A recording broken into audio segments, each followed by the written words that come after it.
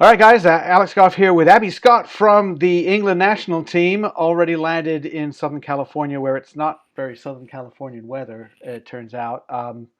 But Abbie, first of all, welcome to the United States. Welcome to the United States. Welcome to the Super Series. How are you guys feeling? Yeah, really good. Really excited to be here. Like you said, the weather is probably a bit more like home, so that's perfect for us. But yeah, it's great to finally be over, get here as a squad. We've been so excited leading up, but now we're here. It's kind of a bit more real that we're into the Super Series. Excellent. Now, this is, I mean, in one sense, it's like an old-fashioned tour. Professional rugby teams and international rugby teams don't really get to tour anymore. You get to set yourself in for a couple of weeks, 3 weeks in one area. Does that change how you approach it? Um, I don't think so, not necessarily. I guess it's great that we've got that prolonged period of time as a squad fixed in kind of one place that we can really focus on performance. It's essentially kind of a mini World Cup in Yeah. the sense that you've got your teams here, your base here, you know where you're training, you know where you're playing, and you've got that time together. So I think, it's perfect in terms of playing and performing and putting out a good game of rugby. Yeah, and definitely like a mini World Cup from the quality of the teams, right? Top five in the world, and also Yeah. just game after game after game you have to perform. So, do you feel that intensity, or do you think you will feel that intensity soon? I think potentially as the tournament goes on, we will feel that intensity. To Yeah, have so many games in quite a short turnaround essentially mirrors what it would be like in a World Cup. Like you said, the top five teams, as it is at the minute, seeded in the world, it's fantastic um, opponents, and I think it's going to be a real challenge. I think games themselves and tournaments are about momentum. So for us, we've just got to play the first game, focus on that. But then we do know there are games after that. right. So you can't really circle one game. You can't say we've got to target that one. You just deal with the first one coming up, and that's it.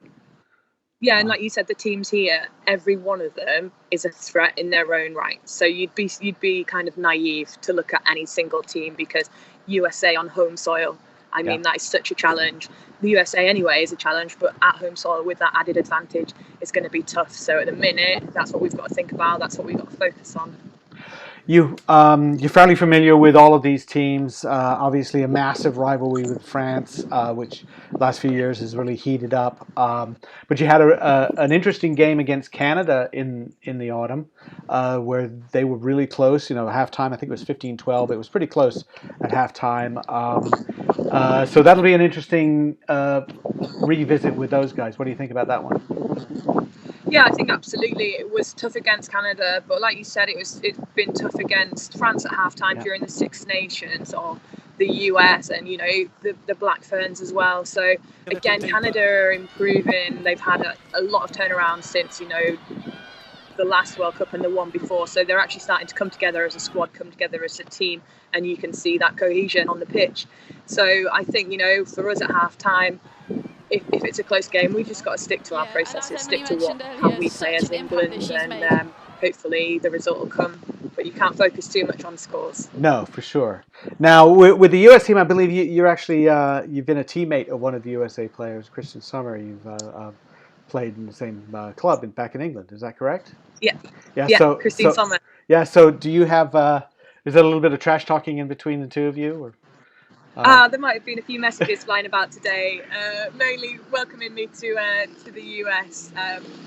But yeah, I think even as teammates, I really get on with her. So we always had a laugh at training, and that just goes onto the pitch. Even when we played in the autumns, it was quite nice seeing that familiar face opposite you in the scrum. It might be a little bit of trash talking, but I'm yeah. sure all in good spirits. Right. A little maybe an elbow here and there, just a friendly one though. A friendly one, A that's the friendly important one. bit. Okay. All right. That sounds good. What about your fan base? Do you expect? Are you maybe it's on social media or around it? Do you expect to get some England fans coming in seeing you play? I think for sure we'll definitely have a bigger fan base at home, although there might not be as many here over in the US. I think we'll see and we'll feel that support coming from home because Sure. of how it's being televised and actually the lead up, the kind of um, how it's been publicised and the excitement that's actually getting behind it. But even here, you know, it's been so great we've been here less than a day, and you're walking down the street and people saying, oh, you're the England national team, like, oh, we're going to come and watch, we're really big fans. So it'd be great to pick up some support here as well. So everyone's been so friendly so far, so really looking forward to that. Well, you are in a bit of a hotbed of rugby in the United States with the Elite Athlete Training Center and the sevens teams there, and a lot of rugby players and some big clubs there. San Diego Surfers on the women's side and on back, and so I don't know if you feel that because back in England, you know, people get the impression that rugby is it is a second tier sport in the United States, but that doesn't mean people don't know anything about it. There are rugby fans around. Yeah, absolutely. And although, like, you might say it's a second tier sport, it's gaining momentum. It's gaining a lot of momentum, even, you know, with the is it the Major League? Yeah, Major League Rugby, that's right. Yeah. Major League Rugby. So, you know, we're hearing about that over in the UK, and we know that there's a growing support base. And like I said, just already from being here for a day, people are picking up on it. I think people are excited. There seems to be a buzz around where we are, the community, and I think hopefully that'll draw in people to see what rugby's about, and new supporters as well as existing support. All right, good. You have a prediction for this entire tournament? No predictions. No predictions. Okay. Is it one of those things where, I mean, really, it's a toss-up game almost every time? I think absolutely. I think there could be some upsets. It's a tournament it's in 3 weeks, but a lot can happen in that time, and there's, you know, short turnarounds between games. I think each team will be focusing on each game, but also about how you get through the games. And, you know, we might look very different at the end of the tournament than you do at the start. So we'll just kind of look after what we're doing and look to that first game, which is USA. Good. Sound advice. One more question.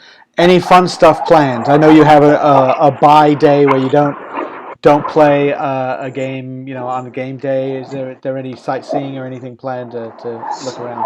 Yeah, I think we'll have a fair bit kind of planned. I think it's important for us, for our girls and staff, you know, the whole squad, to enjoy, you know, switching off so that we can then switch back on. So we have quite a bit planned, not sure exactly what at the minute, but we get in little groups and we have a bit of organised fun, a bit of sightseeing. I mean, it's not often that you get to come over to the US to see San Diego, so we've got to see what it's about, but then have that downtime and then be able to switch back on when it's around game day. Well, one of the homes of the US Navy, and we can hear the Navy jets going overhead just as you're talking. But if you've got any tips for us where to go, what to see, then they'd be if I said you should go to the Navy SEALs training, I think that's what the coaches would want to do. But it's maybe not the kind of thing about switching off, but the waterfront in San Diego is very nice, and treat yourself to some fish tacos, and that would probably be the way to go. All right. So, Abbie Scott, thank you very much. Best of luck with the Super Series. Thank you very much. All right. Cheers. All right. Well, that was perfect.